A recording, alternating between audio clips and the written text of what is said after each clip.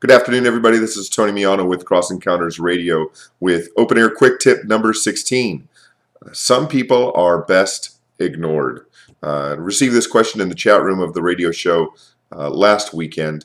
Someone asked, what do you do if you encounter somebody while you're open air preaching who appears to be mentally ill or possessed or both?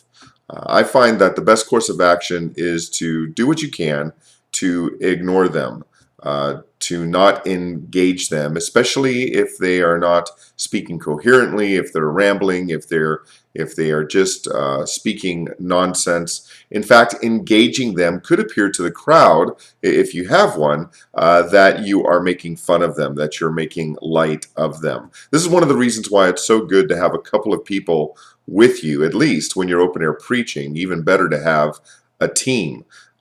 When you have a well-organized team and someone like that appears in the open-air crowd, begins to engage the open-air preacher, one of the members of the team, one of the more seasoned members of the team, someone who is comfortable in any situation with a one-to-one conversation, can contact that person, ask them to step aside, and then engage them in conversation.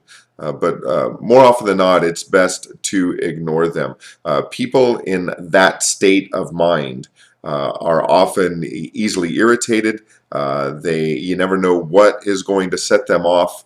It could not only be mental illness or demon possession, it could be an issue of drug intoxication of some kind.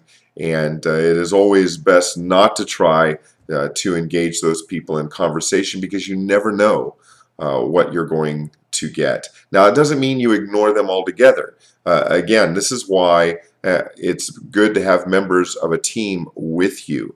I'm speaking specifically about an open air situation when you're trying to articulate, present the gospel to a group of people. Those who seem to be unstable very often will easily take you off track. And before you know it, you'll find yourself not preaching the gospel.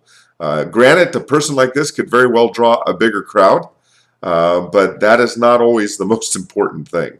In fact, the most important thing is heralding the gospel of Jesus Christ. So be polite with people like this. Point them to a member of your team. If you don't have anybody with you, then you could just politely say to the person, you know what, I'd love to talk to you as soon as I'm done preaching.